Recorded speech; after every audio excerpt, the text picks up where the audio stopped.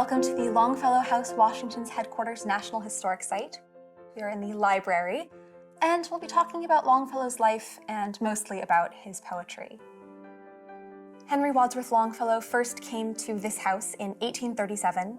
He was a young professor of modern languages at Harvard, and he needed a place to live.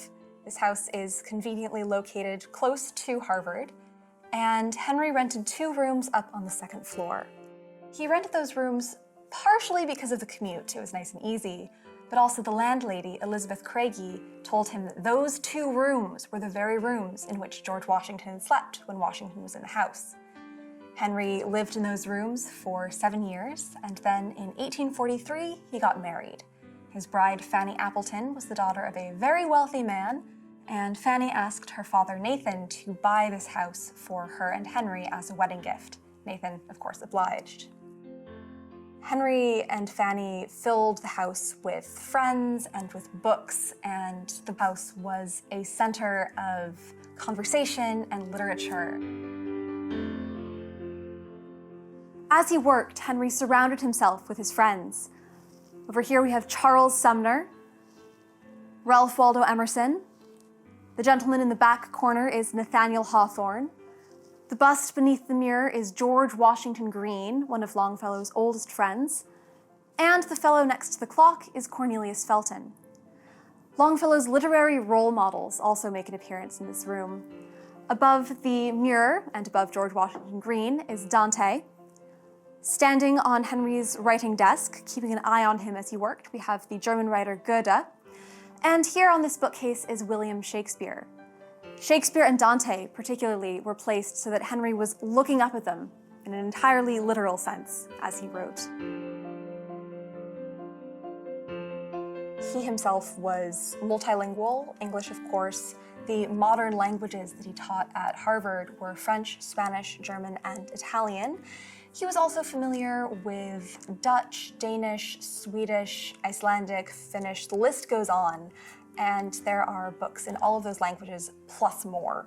Tons and tons of books in the library and in basically every other room in the house.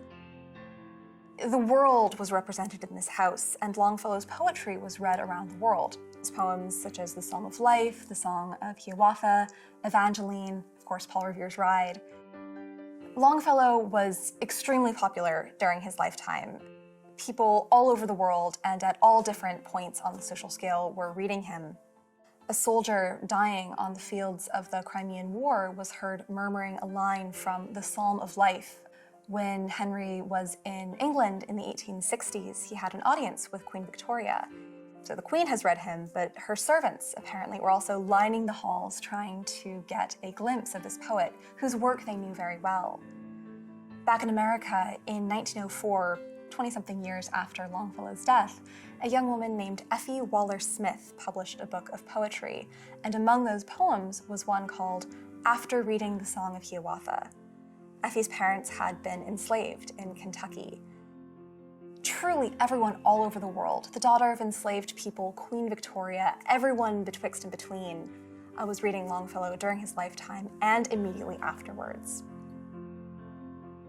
And his popularity was such that he has actually affected the English language. If you've ever said, 1 if by X, 2 if by Y, that's from Paul Revere's Ride. Phrases like footprints on the sands of time and ships passing in the night, those are from Longfellow. So his influence is still being felt today. And the house, as I said, was filled with friends and family. You can still feel the presence of Longfellow here. And when you come to visit us, you join that circle of friends here.